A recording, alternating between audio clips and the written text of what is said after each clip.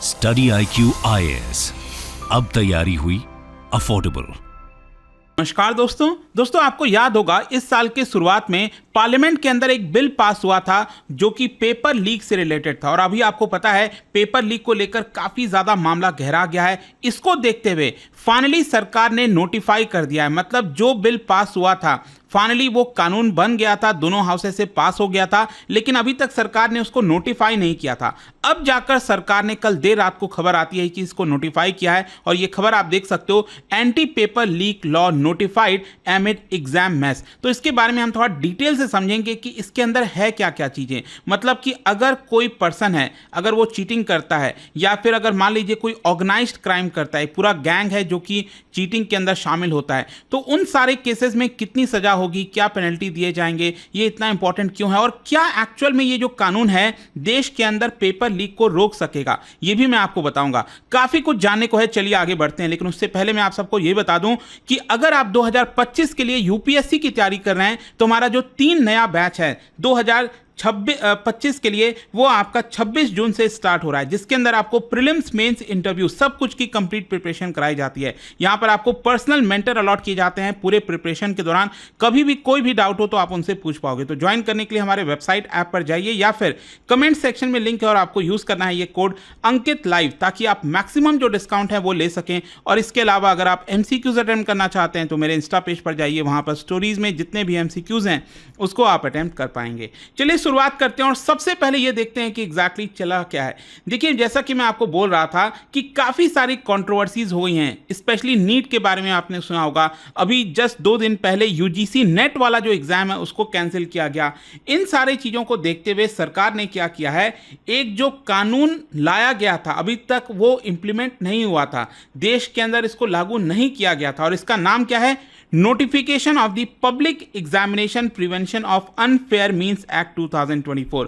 Again यहां पर आप देख सकते हो ministry of personnel public grievances and pensions के द्वारा ये जो पर्टिकुलर नोटिफिकेशन है वो जारी किया गया है, जिसके तहत आज से, मतलब इनफैक्ट आप कल कह सकते हो कि कल से ही, क्योंकि कल देर रात को ये नोटिफिकेशन जारी किया गया, पूरे देश के अंदर ये वाला जो कानून है अब यहां पर इंप्लीमेंट हो गया है। मतलब कि अब अगर कोई चीटिंग करता है, अच्छा आप देखिएगा अभी तक जितनी चीजें हुई है ना वो इस कानून के अंडर में नहीं आएंगी, क्योंकि ये कानून कल देर रात को नोटिफाई हुआ था। तो जिस समय से ये कानून इंप्लीमेंट होता है और तब जाकर अगर कोई भी केसेस सामने आते हैं तब यहां पर उसके तहत ये जो सजा है या फिर फाइन है वो आपका पेमेंट किया जाता है। वैसे मैं आपको एक और चीज़ बता दूं कि ये जो आपका कानून बनाया गया है इसके अंदर इंडियन पीनल कोड के बजाय भारतीय न्याय संहिता, इसके अकॉर्डिंगली यहाँ पर सजा दिलाई जाएगी। क्योंकि आपको पता है 3 क्रिमिनल लॉ जो है वो भी पास हो चुके हैं, लेकिन वो एक्चुअल में 1 जुलाई से इंप्लीमेंट होंगे।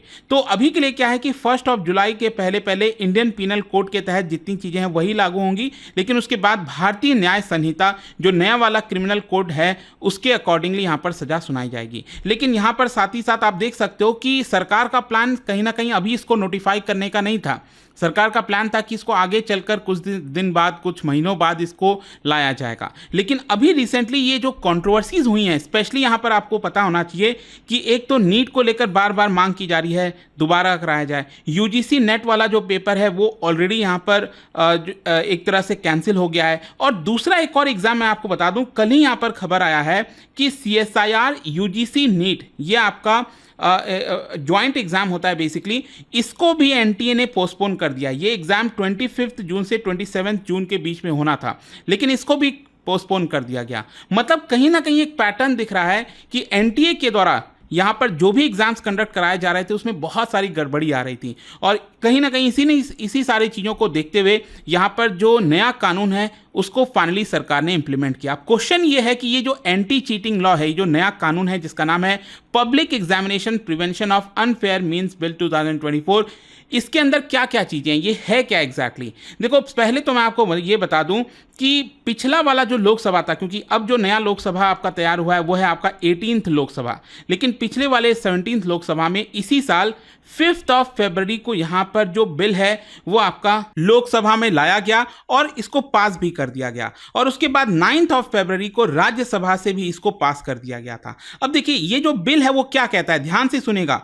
ये कहता है कि हमारे देश के अंदर जो पब्लिक एग्जामिनेशन सिस्टम है, अगर उसके अंदर अनफेयर मीन्स किया जाता है, इसका मदद लिया जाता है, यहां पर उसको प्रिवेंट करने के लिए ये कानून लाया जा रहा है। मतलब कि यहां पर और ज्यादा ट्रांसपेरेंसी आए, फेयरनेस आए, क्रेडिबिलिटी आए, इसके लिए ये कानून हम लेकर आ रहे हैं। लेकिन आपके मन में सवाल आना चाहिए कि अनफेयर मीन्स का मतलब क्या होगा, मतलब इस कानून के अंदर अनफेयर मीन्स को लेकर कैसे डिफाइन किया गया है। देखो यहां पर यह बोला गया है under section 3 of the act, total 15 ऐसे एक्शंस हैं जिसको आप कह सकते हैं अनफेयर मीन्स। मतलब कोई पर्सन जो है मॉनेटरी गेन के लिए या फिर किसी और पर्पस के लिए ये 15 चीजें अगर करता है तो वो आपका अनफेयर मीन्स के अंदर आएगा। और वो कौन कौन सी चीजें, मैं फॉर एग्जांपल आपको बताता हूं। लीकेज ऑफ क्वेश्चन पेपर और आंसर की, कोई भी पर्सन अगर क्वेश्चन पेपर या आंसर की को लीक करता है, यह आपका अनफेयर मीन्स हो गया। यहां पर क्वेश्चन पेपर को गलत तरीके से प्रोसेस करता है, मतलब उसको एक्सेस कर लेता है गलत तरीके से, और साथ ही साथ या फिर ओएमआर शीट वगैरह को एक्सेस कर लेता है, तो वो भी आपका अनफेयर मीन्स के अंदर आएगा। यहां पर आंसर शीट के साथ कोई टैंपरिंग होती है, जैसे ओएमआर शीट वगैरह में आपने देखा होगा ना, भरा जाता है गोला, तो अगर उसमें कोई टैंपरिंग की जाती है, ठीक है, नया ओएमआर शीट लगा दिया जाता है, तो वो आपका अनफेयर मीन्स हो गया। इसके अलावा यहां पर सोल्यूशन दिया जाता है एक या उससे ज्यादा क्वेश्चन का, तो वो भी आएगा इसके अंदर। साथ ही साथ यहां पर डायरेक्टली और इनडायरेक्टली असिस्टिंग द कैंडिडेट। आपने कई बार देखा होगा, खबरें आती हैं कि एक एग्जाम में जो कैंडिडेट को एग्जाम देना था उसके बजाय किसी और को भेज दिया जाता है, तो यहां पर असिस्ट किया जा रहा है, तो वो भी ये गलत हो गया। फिर इसके अलावा भी और भी कई चीजें हैं, जैसे कि tampering with any document necessary for short listing of candidate. आपने देखा होगा कई लिस्ट बनती है, यहां पर ये लोग शॉर्ट लिस्ट हुए हैं, अगर उसके साथ कोई छेड़छाड़ की जा रही है वो भी अनफेयर मीन्स है। इसके अलावा टैंपरिंग विथ कंप्यूटर नेटवर्क, आज के डेट में बहुत सारे एग्जाम्स हैं जो कंप्यूटर के माध्यम से दिए जाते हैं ऑनलाइन, तो वहां पर अगर कोई छेड़छाड़ होती है। क्रिएशन ऑफ फेक वेबसाइट, कई बार खबरें आती हैं कि गलत वेबसाइट बनाया गया, फेक एग्जाम ही कंडक्ट करा दिए गए, लोगों को फेक एडमिट कार्ड दे दिए गए, ये सारी चीजें अनफेयर मीन्स के अंदर आती हैं। और कोई भी ऐसा कोई चीज करता है तो उसको कड़ी से कड़ी जो है सजा होगी, वो मैं आपको आगे बताऊंगा कितना पनिशमेंट है। लेकिन इसके अलावा यहां पर एक और क्वेश्चन है कि पब्लिक एग्जामिनेशन का मतलब क्या है। देश के अंदर तो पता नहीं कितने सैकड़ों एग्जाम होते हैं, अलग अलग प्राइवेट इंस्टीट्यूशन, बहुत सारे एग्जाम्स होते हैं, लेकिन पब्लिक एग्जामिनेशन का डेफिनेशन क्या है। बेसिकली इसके अंदर सेक्शन 2K है, जिसके तहत बताया गया है कि स्केड्यूल के अंदर जितनी भी चीजें लिस्ट होंगी वो आपका पब्लिक एग्जामिनेशन के अंडर में आएंगी। और अभी के लिए मैं आपको बता दूं 5 पब्लिक एग्जामिनेशन अथॉरिटीज हैं हमारे देश के अंदर, जो कि अगर वो एग्जाम लेती हैं तो उसको पब्लिक एग्जामिनेशन बोला जाएगा। एक तो सबसे बड़ी आप सबको पता है यूपीएससी, जो आप सब तैयारी कर रहे हैं आप में से बहुत से लोग, तो यहाँ पर यूनियन पब्लिक सर्विस कमीशन, ये लोग जो एग्जाम्स कंडक्ट कराते हैं उसको पब्लिक एग्जामिनेशन बोला जाएगा। इसके अलावा एसएससी स्टाफ सिलेक्शन कमीशन, इनके द्वारा जो एग्जाम्स कंडक्ट कराए जाते हैं। इसके अलावा रेलवे रिक्रूटमेंट बोर्ड, ये लोग जो एग्जाम कंडक्ट करते हैं। और इसके अलावा आईबीपीएस, आपने सुना होगा, बेसिकली जो देश के अंदर नेशनलाइज्ड बैंक्स हैं, रीजनल रूरल बैंक्स हैं, उनके लिए एग्जाम्स कंडक्ट कराए जाते हैं। और साथ ही साथ जो आज के डेट में बहुत फेमस हो रखा है, नेशनल टेस्टिंग एजेंसी, नीट वगैरह के एग्जाम्स कंडक्ट कराए जाते हैं। तो ये 5 जो अथॉरिटीज हैं, अगर ये एग्जाम्स कंडक्ट करती हैं तो वो सब कोई पब्लिक एग्जामिनेशन के अंडर में आएंगी। अब देखिए इसके अलावा भी क्या होता है, हमारे देश के अंदर कई डिपार्टमेंट्स और मिनिस्ट्रीज हैं सेंट्रल गवर्नमेंट के अंदर, जो कि स्टाफ के सिलेक्शन के लिए कुछ एग्जाम्स कंडक्ट करते हैं, तो वो भी आपका पब्लिक एग्जामिनेशन में आएगा। और साथ ही साथ ये भी बोला गया है बिल के अंदर कि सेंट्रल गवर्नमेंट कभी भी एक नोटिफिकेशन जारी करके बोल सकती है कि ये पब्लिक एग्जामिनेशन के अंडर में आएगी। तो वो सब कुछ आपका पब्लिक एग्जामिनेशन के अंडर में आता है। खैर, अब क्वेश्चन ये है कि यहां पर अगर कोई छेड़छाड़ करता है, ये जो अनफेयर मीन्स वगैरह मैंने बताया, तो उसके तहत यहां पर क्या सजा दी जाएगी उसको। सबसे पहले तो मैं आपको यह बता दूं कि बहुत स्ट्रिक्ट प्रोविजंस रखे गए हैं इस कानून के अंदर।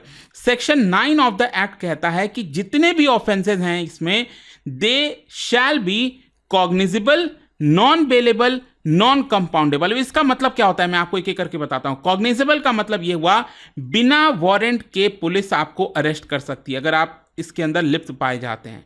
फिर नॉन बेलेबल का मतलब यह है कि देखिए यहां पर नॉर्मल केस में क्या होता है, अगर कोई छोटा मोटा अगर आप क्राइम करते हो तो जनरली आपको बेल मिल जाता है, ये आपका हक होता है बेल मिलना, अनटिल अनलेस आपको गिल्टी प्रूव ना कर दिया जाए तब तक आपको बेल मिल जाती है। लेकिन नॉन बेलेबल का ऑफेंस का मतलब यह हुआ कि बहुत घिनौनी हरकत आपने की है, मतलब बहुत शर्मनाक वाला, बहुत बड़ा आपने कोई कानून तोड़ा है, ठीक है, मर्डर वगैरह, ये सब जो आता है आपका नॉन बेलेबल में आते हैं।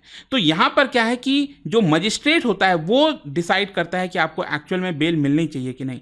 तो ये बहुत मुश्किल हो जाता है बेल मिलना, तो नॉन बेलेबल ऑफेंस उसको कहते हैं। और ये जो नॉन कंपाउंडेबल का मतलब ये हुआ कि यहाँ पर वो ऑफेंस जहाँ पर कंप्लेनेंट जो है वो खुद से विड्रॉ नहीं कर सकता। अब जैसे मान लीजिए दो पार्टीज हैं, एक कंप्लेनेंट है जो कंप्लेन कर रहा है किसी दूसरे के खिलाफ कि इसने ऑफेंस किया है। अब मान लो कंप्लेनेंट ने पहले क्या किया, एफआईआर वगैरह दर्ज करा ली, उसके खिलाफ केस दर्ज कर दिया इस पार्टी के खिलाफ। तो यहाँ पर कई बार क्या होता है कि आगे चलकर दोनों एक साथ आ जाते हैं, आपस में कुछ पैसे वगैरह बढ़ गए और दोनों आपस में सुलह कर लिए। लेकिन जो नॉन कंपाउंडेबल ऑफेंस होते हैं उसमें भले ही आप आपस में एग्री कर जाओ, लेकिन फिर भी यहाँ पर केस कंटिन्यू रहेगा, ठीक है, पब्लिक इंटरेस्ट को देखते हुए। तो ये तीनों चीजें इसके अंदर में हैं। अब देखिए यहाँ पर सजा कितनी होगी। यहाँ पर ये बोला गया है कोई भी पर्सन अगर अनफेयर मीन्स करता है, ठीक है, उसका अनफेयर मीन्स का इरादा है, वो कोई गलत काम किया है पब्लिक एग्जामिनेशन में, तो उसको 3 साल से लेकर 5 साल तक की सजा हो सकती है, जेल हो सकती है। 3 से 5 मतलब मिनिमम 3 मैक्सिमम 5, और 10 लाख का फाइन भी लगाया जा सकता है। अगर वो 10 लाख फाइन नहीं दिया तो ये 5 साल की सजा हो सकता है, 6 साल हो जाए, 7 साल हो जाए, और बढ़ा भी दी जा सकती है, ठीक है। एक तो ये है। फिर दूसरा आज के डेट में क्या है, कई सारे सर्विस प्रोवाइडर हैं। सर्विस प्रोवाइडर मतलब आपने देखा होगा कई बार सरकार क्या करती है कि जो एग्जाम की जिम्मेदारी है वो किसी थर्ड पार्टी को दे देती है। जैसे आज के डेट में ऑनलाइन एग्जाम्स वगैरह होते हैं कंप्यूटर वगैरह के माध्यम से, तो बहुत सारे नेटवर्क ऑफ कंप्यूटर्स होते हैं, वो जिम्मेदारी, जैसे आपने टीसीएस वगैरह देखा होगा, वो लोग कई बार एग्जाम्स कंडक्ट करा देते हैं। तो कई बार ये देखने को मिला है कि जिनको जिम्मेदारी दी गई है एग्जाम्स कंडक्ट कराने की सही तरीके से, वही लोग यहां पर पेपर वगैरह लीक कर दिया, फिर गलत काम कर दिए। तो उस तरह के सर्विस प्रोवाइडर के ऊपर भी काफी सख्त सजा है, और साथ ही साथ 1 करोड़ रुपए का फाइन भी इनके ऊपर लगाया जा सकता है। फिर नेक्स्ट जो एक और बहुत इंपॉर्टेंट है, एंड एक्चुअल में जो अभी सब कुछ हो रहा है नीट वगैरह को लेकर, वो इस चीज से रिलेटेड है, that is organised crime. Organised crime basically मैंने एक्चुअली कल परसों एक वीडियो भी बनाया था, कल ही आई थिंक एक वीडियो बनाया था, जहां पर आपको बताया था कि कैसे पटना के अंदर जो नीट का पेपर है वो लीक किया गया था। इसमें एक गैंग पाया गया है, that is problem solver gang, ठीक है। और इस गैंग के अंदर कई मेंबर्स हैं, और इन्होंने यहाँ पर कुछ कैंडिडेट्स को हैं जो है पेपर लीक किया था। तो इस तरह की जो ऑर्गेनाइज्ड क्राइम किए जाते हैं उसमें बहुत ज़्यादा सख्त सजा है। कितना, यहाँ पर बोला गया है कि मिनिमम कम से कम 5 साल की सजा है, और ये 10 साल तक एक्सटेंड हो सकता है। 5 से 10 साल तक की सजा है, और यहाँ पर फाइन भी आप देखिए कोई कम नहीं है, करीब 1 करोड़ रुपए का फाइन भी लगाया जा सकता है। तो आई होप आपको समझ में आ गया होगा कि ये जो नया कानून आया है इसमें क्या बोला गया है। लेकिन अब इसको लेकर सवाल उठ रहे हैं कि यहां पर क्या जो भारत का नया कानून है, क्या एक्चुअल में चीटिंग को रोकेगा, क्या एक्चुअल में पेपर लीक को रोक पाएगा। क्योंकि यहां पर जो क्रिटिक्स हैं उनका यह कहना है कि देखिए हमारे देश में तो ऑलरेडी कई सारे राज्यों में कानून है। इनफैक्ट अगर ये कानून नहीं भी होता, मान लो अगर मैं कहता हूं सरकार ये जो नया कानून लेकर आई है, ये कानून नहीं भी लाती, तो भी ऑलरेडी हमारा जो क्रिमिनल लॉज है इस समय, उसके अंदर कई सारे प्रोविजन है जिसके तहत उनको सजा सुनाई जा सकती है। क्वेश्चन तो यहां पर यह है ना कि आखिरकार सरकार इस चीज को कब सीरियस लेगी। यहां पर लाखों बच्चों का जो भविष्य है वो तैयारी करते हैं, 1-2 साल लगाते हैं, पूरा अपना यूथ बिताते हैं, और अल्टीमेटली पता चलता है पेपर लीक हो गया। तो जब तक चीजें सही से इंप्लीमेंट नहीं होगी तब तक यह नहीं हो पाएगा। मैं आपको कुछ एग्जांपल्स बताता हूं। आप कई राज्यों के अंदर देखिए, अभी राजस्थान का मैं आपको एग्जांपल बताऊं, 2 साल पहले एक कानून पास हुआ था, एंटी चीटिंग लॉ, और इसके अंदर ये पहले बोला गया कि 7 साल तक की सजा हो सकती है, लेकिन उसके बाद भी पेपर लीक हो रहे थे। तो कानून में अमेंडमेंट कर दिया गया और कहा गया कि लाइफ इंप्रिजनमेंट हो सकता है। तो ऑलरेडी ये चीज राज्यों के कानून में है। इसके अलावा यहां पर आंध्र प्रदेश, उत्तर प्रदेश, वहां पर तो 1998 और 97 से कानून चलता रहा है। अभी पिछले साल गुजरात और उत्तराखंड ने भी ये एंटी चीटिंग लॉस ले आए थे, कानून लेकर आए थे। लेकिन क्या यहां पर चीटिंग रुकी? क्या यहां पर पेपर लीक रुका? नहीं रुका। इनफैक्ट अभी मैंने जस्ट 1-2 दिन पहले एक वीडियो भी बनाया था और आपको बताया था कि कैसे भारत जो है दुनिया का कैपिटल बनता जा रहा है पेपर लीक के मामले में। आप देखिए पिछले 5 साल का यह आंकड़ा है, ये इंडियन एक्सप्रेस के द्वारा पूरा इन्वेस्टिगेशन किया गया था कि पिछले 5 साल में कितने राज्यों में कितने एग्जाम्स लीक हुए, और बताया गया कि टोटल 41 एग्जाम्स में पेपर लीक हुआ था, और इसकी वजह से 1.4 करोड़ लोग जो है वो प्रभावित हुए थे, उनके ऊपर इंपैक्ट आया था। तो सोचिए ये हालत है। तो अब मैं आपसे दोस्तों पूछना चाहता हूं कि ये जो कानून आया है, क्या एक्चुअल में इससे पेपर लीक रोका जा सकता है, कहीं ना कहीं सरकार को यहाँ पर और सख्त कदम लेने होंगे, मतलब एक्चुअल में इंप्लीमेंटेशन जो होता है ना उसके ऊपर फोकस करना होगा। आप क्या सोचते हो मुझे कमेंट सेक्शन में जरूर बताइएगा। और जाने से पहले एक इंटरेस्टिंग क्वेश्चन, क्या बता सकते हैं 1946 में कैबिनेट मिशन प्लान के तहत कॉन्स्टिट्यूएंट असेंबली को सेटअप किया गया था, बनाया गया था। तो क्या बता सकते हो ये जो कॉन्स्टिट्यूएंट असेंबली है 1946 में, इसका पहला सेशन कौन से जगह पर हुआ था? इन 4 ऑप्शन में से आपको बताना है। इसका राइट आंसर आप सबको पता है, मेरे इंस्टाग्राम पर तो मिलेगा ही, वहां पर अगर आप नहीं हो कोई बात नहीं, टेलीग्राम से ले सकते हैं इसका सही उत्तर। मैं कई सारे जो एमसीक्यूज हैं वो यहाँ पर स्टोरीज में डालता रहता हूँ। अगर आपको पीडीएफ चाहिए तो टेलीग्राम पर आइए, अलग अलग सोशल मीडिया पर आप जुड़ पाओगे। और जैसा मैंने आपको बताया, अगर आप यूपीएससी की तैयारी कर रहे हैं, कोई भी बैच चाहते हैं, you can simply use this code Ankit live to get maximum discount. And I hope कि वीडियो आपको पसंद आया होगा। मिलता हूं आपसे next time, till then thank you very much, see you soon. Study IQ IAS, अब तैयारी हुई अफोर्डेबल।